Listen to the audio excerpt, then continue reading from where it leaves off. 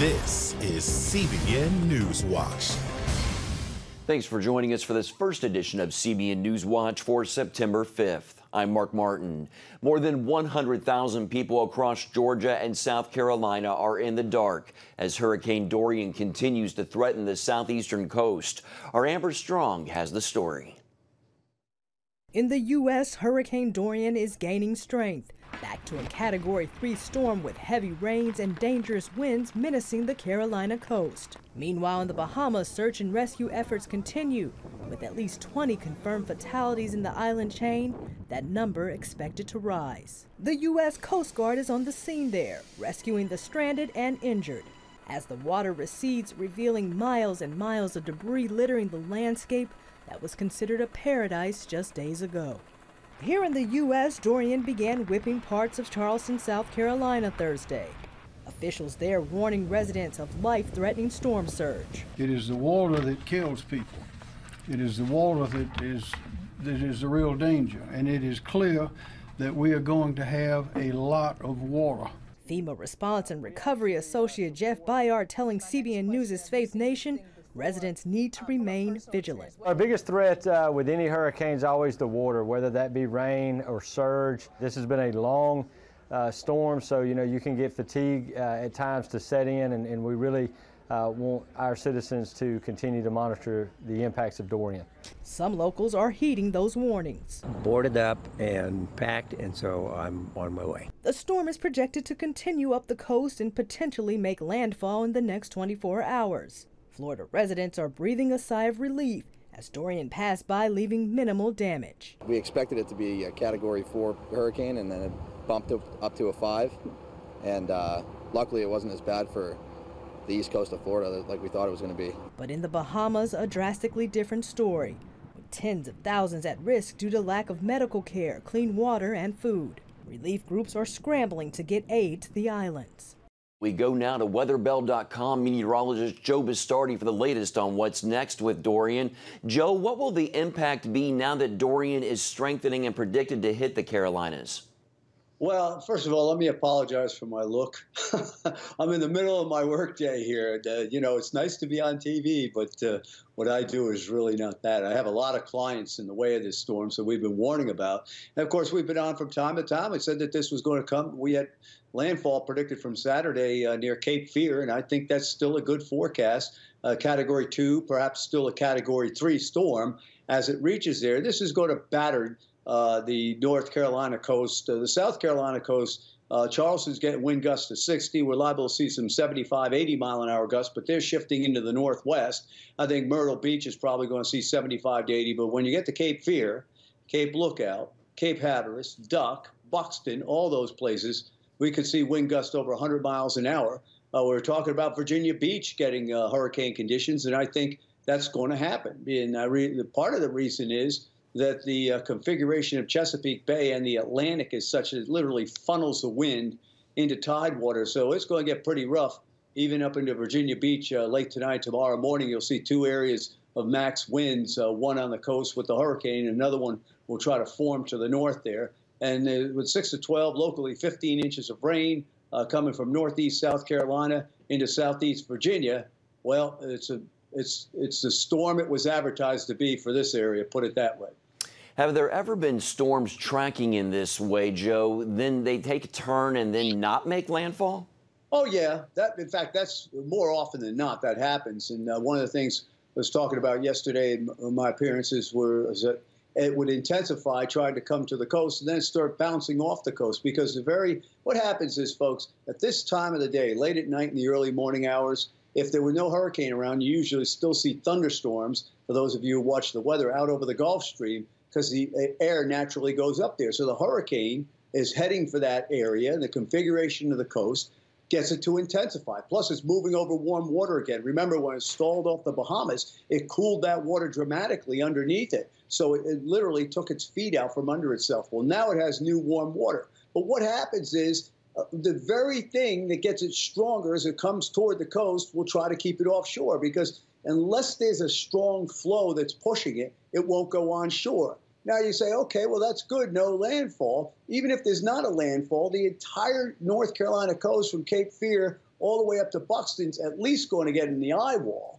And the only thing about the eye is it's calm in the eye walls where all the wind is roaring. But I think this is, if it doesn't quite go over Cape Fear, I think it's going to go in near Cape Lookout, past just west of Hatteras, out between Duck and Hatteras sometime tomorrow morning. So it's still a siege situation. Sideswipe southern New England late tomorrow night into Saturday, southeastern New England. And then that will be it for a couple of weeks. I want to warn folks, I always do this when I'm on. I think we have a down period as far as hurricanes go the next 2 weeks for the U.S., but between September 20th and October 10th, there could be a lot of activity threatening the United States there. I've seen this pattern before, and I think it's going to rev up during that time. All right, meteorologist Joe Bastardi with weatherbell.com. Thank you, Joe, for your forecast and your analysis.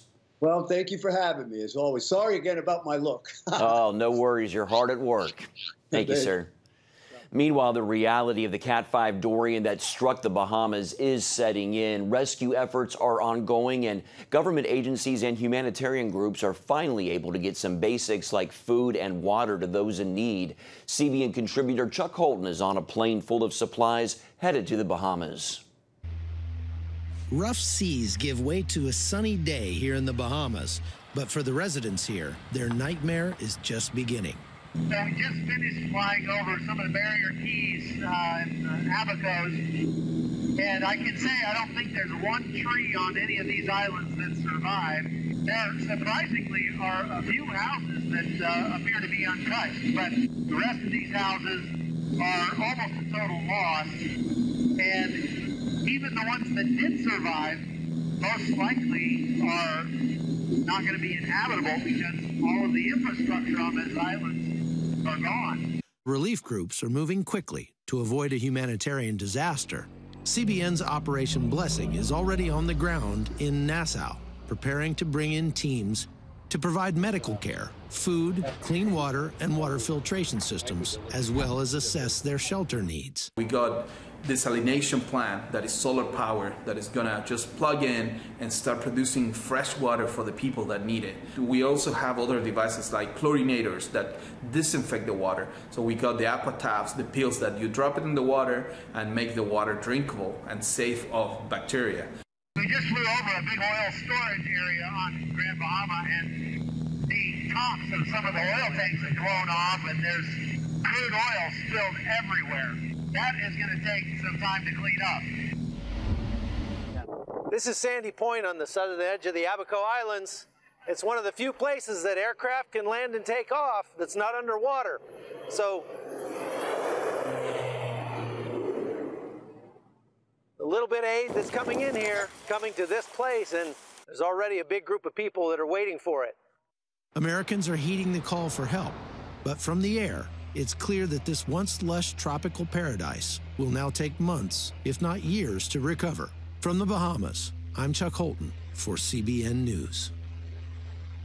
Prayers are definitely needed. In other news, the United States imposes new sanctions on Iran's space program. Secretary of State Mike Pompeo says the Iran Space Agency and two of its research institutes are engaging in proliferation-sensitive activities.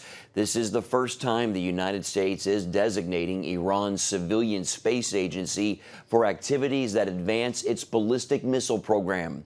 Pompeo says the U.S. will not allow Iran to use its space launch program to cover to advance its ballistic missile programs. He says Iran's August 29th attempt to launch a space vehicle underscores the urgency of the threat. China's Commerce Ministry says talks with the United States on ending their tariff war will take place in early October in Washington, later than previously planned. Thursday's announcement followed new tariff hikes last weekend by both governments and a report that envoys were struggling to agree on a schedule for the talks originally planned for this month. Michigan Governor Gretchen Whitmer moved Wednesday to make her state the first to ban flavored electronic cigarettes, accusing companies of using candy flavors and deceptive advertising to hook children on nicotine. The state health department will issue emergency rules that will prohibit the sale of flavored nicotine vaping products, including to adults, and the misleading marketing of e-cigarettes. Retailers will have 30 days to comply. Federal research shows that last year, 1 in 5 U.S. high school students reported vaping in the previous month. Google is agreeing to pay a record high fine over alleged violations of children's privacy. The FTC and Google have agreed to a $170 million settlement over allegations against YouTube for collecting kids' private data. The Children's Online Privacy Protection Act requires giving notice to parents and obtaining their verifiable consent before collecting children's personal information online. Our John Jessup and Amber Strong spoke with Chris Lewis, the president and CEO of Public Knowledge, promoting freedom of expression and an open internet, to get some perspective on what this fine means for your privacy in the world of big tech. Chris, as an expert on these issues, what does it mean that the FTC just levied this record fine? Well, you know, this is a big step forward that the FTC has enforced the COPPA law. This is the Children Online Privacy and Protection Act that was passed in 1998. It's important that they're enforcing this, and they're showing that companies can't get away with targeting children with ads without their parents' permission. However, most of us in the public interest advocacy side, the consumer protection side, would like to see more from the FTC. And so it also demonstrates the need for stronger privacy enforcement and potentially a new law from Congress to strengthen those protections. Okay. Chris, what exactly was YouTube violating with these allegations? What does it mean? What happened? Right. So COPPA, this law that was passed in 1998, was intended to ensure that parents are notified when ads are targeting their children. You know, YouTube has lots of videos on many topics, and they're able to target advertising to different demographics that they believe are interested in those videos. The law prevents Google and other video services from doing that when the content is meant to be for children. You know, children are easily manipulated. We've all heard studies about television and all the commercials that are targeted towards kids. And so this law was meant to give parents a heads up and approval when their children are targeted with those ads. Do you think the law, and in particular this fine, is going to help turn the tide on these practices? We hope so. We hope, you know, we think the fine was small, and that, you know, for a company, YouTube alone, that's valued around $180 billion, that this is a drop in a bucket. But it does send a signal that at least the FTC is investigating these sorts of cases. I think we have a ways to go to strengthen either the FTC or an independent body to have greater power to enforce privacy protections. Okay. That's kind of what I was going to ask you. This is just a series of aggressions against Silicon Valley.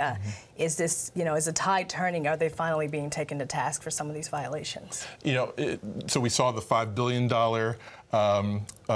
fine levied against Facebook for the Cambridge Analytica scandal. Now this one, we're certainly seeing more action from the Federal Trade Commission, but I think, you know, what we could benefit from is a comprehensive privacy bill. You know, COPPA is, you know, almost 20 years old, and so have a bill that's updated, that clarifies things for consumers and the companies, I think would benefit everyone. Yeah, as a parent, I'm a parent, I have a 3-year-old, and sometimes I know other friends who let their kids watch YouTube. How do we help protect our kids against some of these kind of things? Well, the violation against YouTube, or sorry, the settlement against YouTube would require a checkoff by the different channels on YouTube. So they'll have to self-select if they are targeting children. Hopefully that will help some parents, but it's hard to believe that that can't be gamed by some channels who want to benefit from the targeted advertising that Google provides. So I think we'll need to see more, and hopefully we can see that in a beefed up law. Chris, that's really informative. Thank you so much for being here with us today. Oh, thanks very much. All right. Coming up, political fallout in the UK once again over Brexit as the new Prime Minister holds his ground.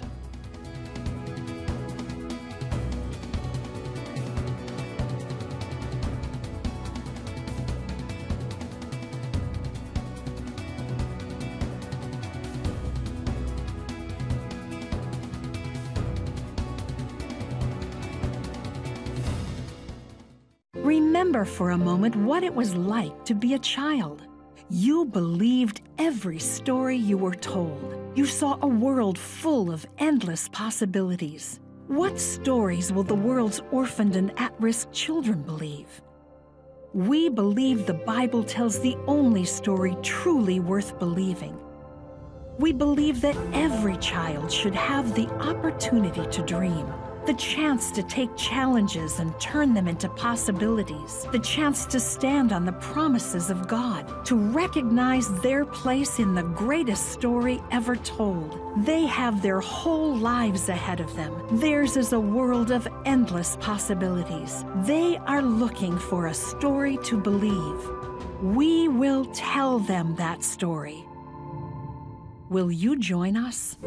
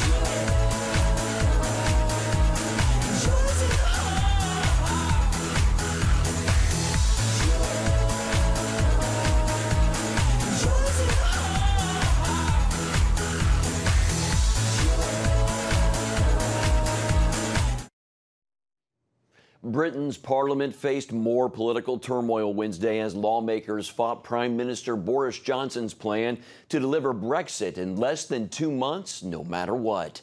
Dale Hurd has that story. Boris Johnson took a political whooping Wednesday after Parliament passed a bill to block a no-deal Brexit and rejected Johnson's motion for early national elections that might have given him a new Brexit majority in Parliament. I note that the leader of the opposition, 48 hours ago, he was leading the chants of stop the coup, let the people vote. Now he's saying stop the election and stop the people from voting. It leaves Johnson severely weakened politically. The bill blocking a no-deal Brexit must now pass the House of Lords, where some have said it could run into trouble. There are a lot of peers, Lords, who are in favour of Brexit and who do not like this bill, and they will try to filibuster. Pro-Brexit Lords were also said to have prepared 100 amendments to slow down the process. But if the Lords pass it, as many believe, Johnson says that would effectively end his Brexit negotiations with the European Union. What some fear is coming has been described as a train wreck. But scary stories also make useful propaganda.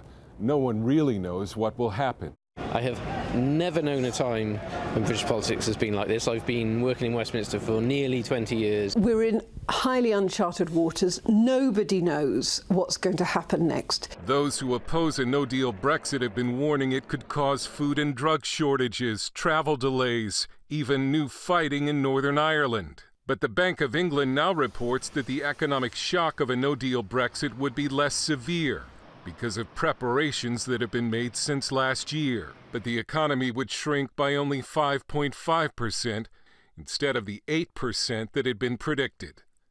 Dale Hurd, CBN News. Still ahead, an archaeological find in Israel dating back to the biblical times of the book of Genesis. Give me that. Bye. Sure, life is busy, but I found a way to make a huge difference in people's lives. I guess you could say I'm changing the world right here from home. I bring medical supplies and doctors to people in need, and dig wells so that villagers can have clean and safe water to drink.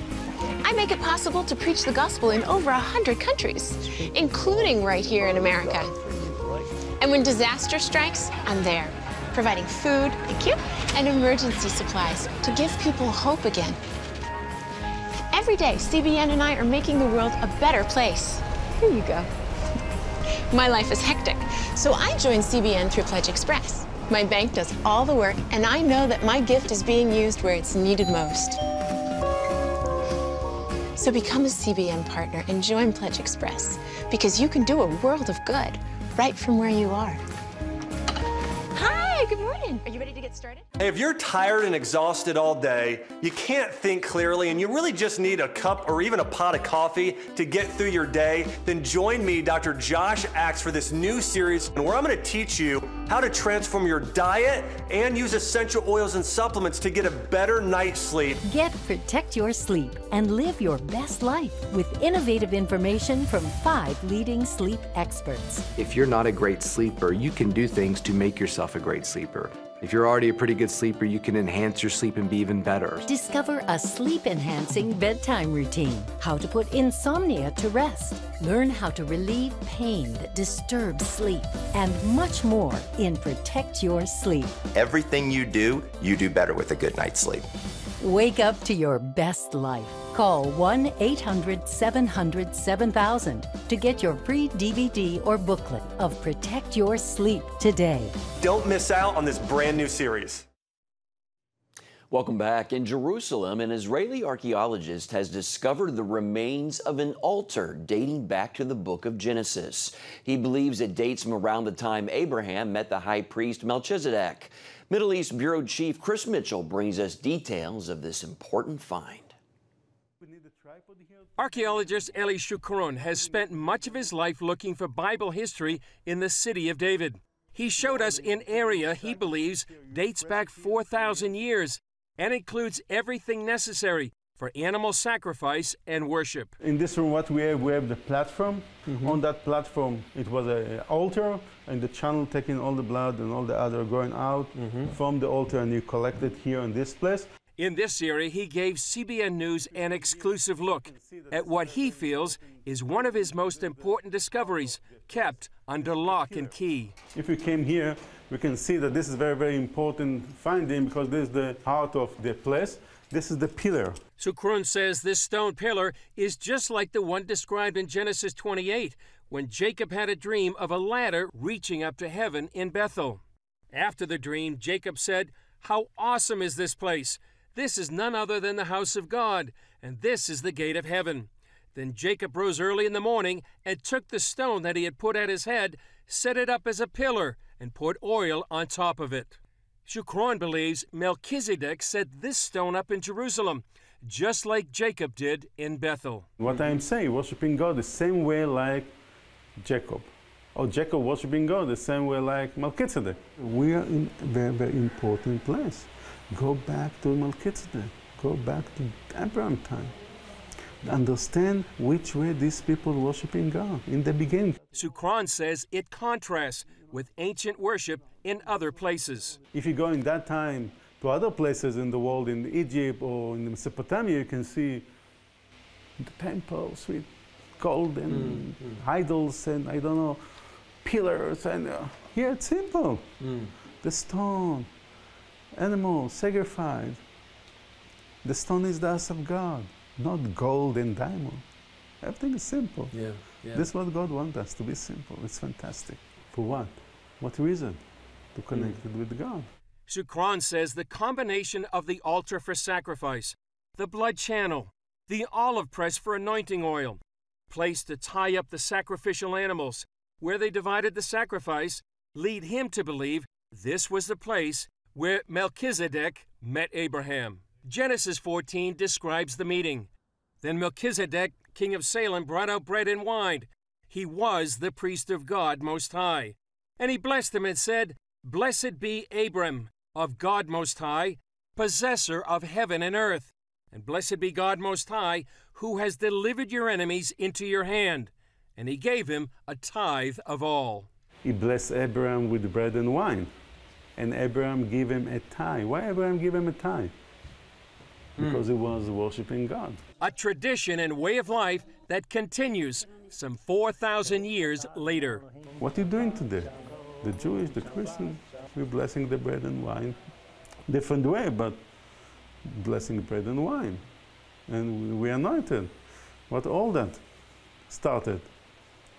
here in the city of David in the temple of Melchizedek. This is the place. Sukron says this area was closed to make room for another place of worship. They filled it, they closed it.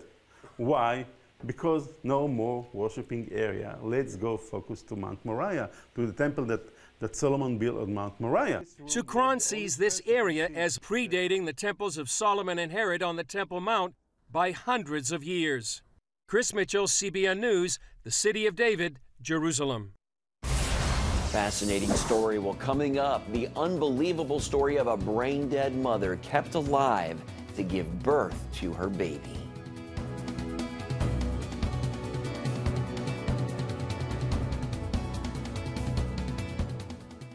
We will move the American embassy to the eternal capital of the Jewish people, Jerusalem.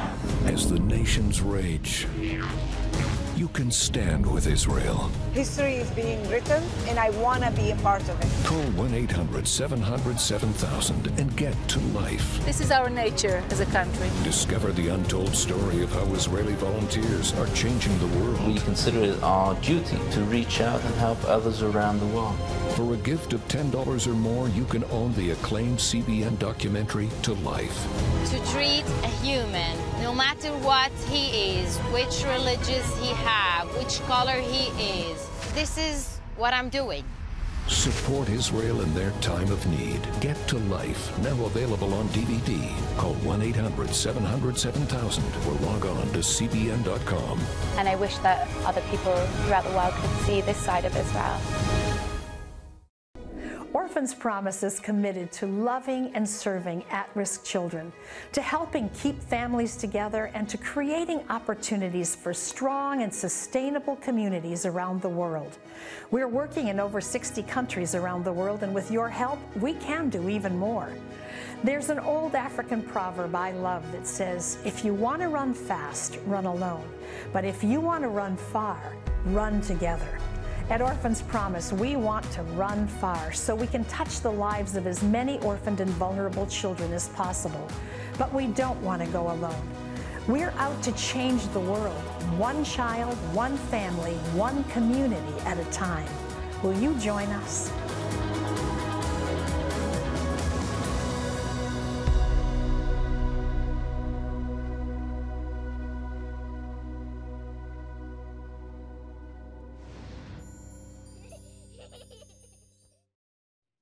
A Czech clinic says a baby girl has been born to a brain-dead woman kept on life support over 3 months to allow her pregnancy to go ahead. Doctors say the baby weighed 4.6 pounds and was born by cesarean section when the mother was 34 weeks pregnant on August 15th. The girl, who was named Aliska, is now with her father. The 27-year-old mother was declared brain dead after suffering a brain hemorrhage 16 weeks into her pregnancy in April. The hospital kept the mother alive on mechanical support for 117 days until the baby had developed enough to be delivered. Wow. Pro-life story there. That's it for this edition of CBN NewsWatch. Remember, you can find more of our news programs on the CBN News channel anytime or online with cbnnews.com. Have a great day.